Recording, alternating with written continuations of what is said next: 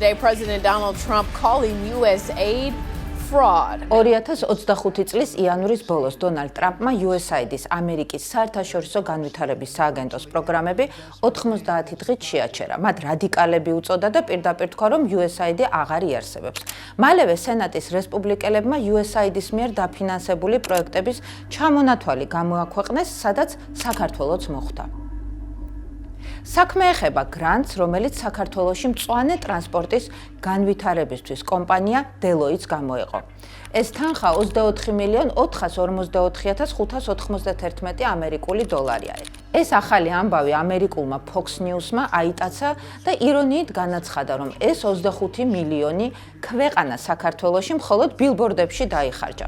სხვათა შორის ეს ვიდეო ინტერნეტში აღარ იძებნება. ამ სივრციდან გაქრა, თუმცა შემორჩა ქართულ იმედს, რომელმაც ეს ახალი ამბავი Fox-ის წამყვანის წარდგენით გაავრცელა და ინტერნეტში ამ სახით იძებნება. 25 მილიონი დოლარი გამოიყო ეკოლოგიურად სუფთა ტრანსპორტის რეკლამირებისთვის საქართველოში და ამ ფულით ელექტრომობილები კი არ შეგვიძენია მათთვის. არამედ გადავუხადეთ საეჭვო სააგენტოს, რომ განეთავსებინა სარეკლამო ბილბორდები წარწერით, იყიდეთ ელექტრომობილები. თქვენი არჩევანია, აყვებით თუ არა Fox News-ის ირონიას.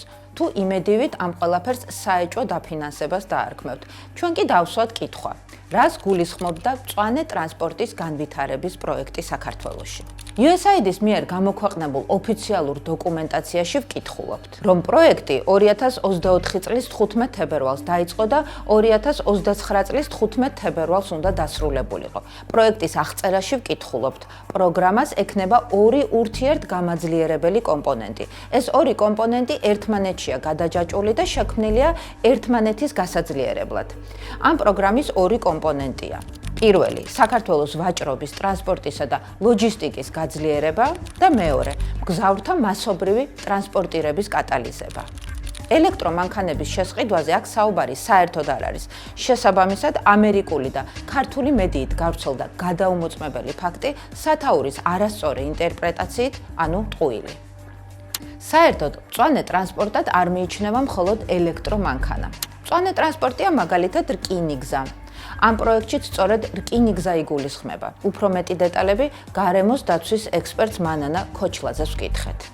ეს არის საქონლის და ადამიანების გადაადგილების ხელშეწყობა ცენტრალური აზიიდან ევროპისკენ და პირიქით.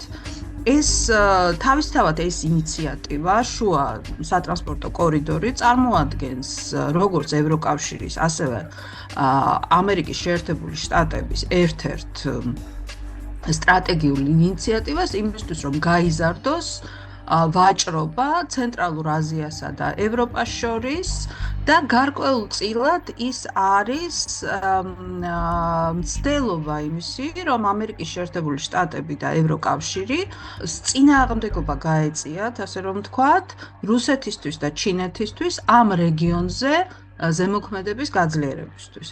ერთ-ერთი მთავარი ეს არის დიგიტალური ტრანსფორმაცია, ანუ დიგიტალური სერვისების განვითარება, მეორე ეს იყო მწვანე ტრანსპორტი, რომელშიც სინამდვილეში მოიაზრებოდა არა ელექტრომობილები, არამედ რკინიგზის განვითარება, იმიტომ რომ რკინიგზა არის ყველაზე უსაფრთხო, ყველაზე მწვანე და რაც ყველაზე მთავარია, ყველაზე სწრაფი და იაფი გადატანის საშუალება. შესაბამისად, ამ პროექტში არაფერი არ არის ისეთი, რაც არ შეესაბამებოდა არც საქართველოს ინტერესებს, არც ამერიკის შეერთებული შტატების. პროექტის მიმღები იყო საქართველოს მთავრობა, რასაც ადასტურებს არა მხოლოდ თვითონ საპროექტო დოკუმენტაცია, არამედ ის აქტივობები, რომელსაც საქართველოს მთავრობა ამ პროგრამის ქვეშ ახორციელებდა USAID-თან ერთად. 33 წელია USAID საქართველოში მუშაობს. ამ წლების განმავლობაში ამერიკელმა ხალხმა USAID-ის დახმარებით საქართველოს თითქმის 2 მილიარდი დოლარის დახმარება გაუწია. ეს ყველაფერი, რა თქმა უნდა, საქართველოს მთავრობასთან მჭიდრო თანამშრომლობით ხორციელდება. USAID ყოველ 5 წელიწადში ერთხელ თანამშრომლობის დოკუმენტს აქვეყნებს, სადაც სწორედ იმ სფეროების ხელშეწყობაა გათვალისწინებული, რომელიც საქართველოს მთავრობისთვის არის პრიორიტეტული. არ არსებობს არც ერთი პროგრამა, თუ ეს არ არის თქვათ რაღაცა, როგორ გითხრათ, ჰუმანიტარული დახმარებაც კი, მაშინაც კი ეს ხორციელდება მთავრობასთან შეთანხმებით. USAID არ ეწევა ბიპარტიზანულ ქმედებებს ქვეყნებში და იგივე თქვათ ის თანხები, რომლებიც ერიცხებოდა არასამთავრობო ორგანიზაციებს, ეს თანხებიც კი მოიაზრებოდა გარკვეული დიდი პროექტების ქვეშ, რომელიც უკვე შეთანხმებული იყო მთავრობასთან. მთავრობამ ასევე ზუსტად აქ აღრიცხვა იმ პროექტების, რომლებსაც თუნდაც არასამთავრობოებისთვის აფინანსებდა USAID, იმიტომ რომ ეს სია ყოველთვის მიდიოდა მთავრობასთან იმისთვის, რომ ამ პროექტებიდან DGG-ს გადახდა არ მომხდარიყო. კოვიდის დროს იყო ასეთი შემთხვევაც. 2020 წლის მარტში პრემიერ-მინისტრის ოფისმა თავად მიმართა USAID-ს თხოვნით ეკონომიკის აღდგენის გეგმაში მონაწილეობისთვის. USAID-მა სწრაფად უპასუხა ამ თხოვნას, მოიწვიეს საერთაშორისო ექსპერტები, რომლებმაც მონაწილეობა მიიღეს სწრაფი რეაგირების გეგმის შემუშავებაში, რაც ითვალისწინებდა სამუშაო ადგილების აღდგენას და საქართველოში პანდემიამდე მიღწეული ეკონომიკური შედეგების შენარჩუნებას. ამის გარდა USAID-მა კორონავირუსის პანდემიასთან საბრძოლველად შეეძინა ტესტები, ლაბორატორიული აღჭურვილობა, ვიდეო კონფერენციისთვის განკუთვნილი აპარატურა საქართველოს დაავადებათა კონტროლისა და საზოგადოებრივი ჯანმრთელობის ეროვნული ცენტრისთვის. USAID-ის მხარდაჭერით ასევე წითელი ჯვრის მოხალისეებმა 40,000-ზე მეტ ადამიანს გადასცეს დახმარება.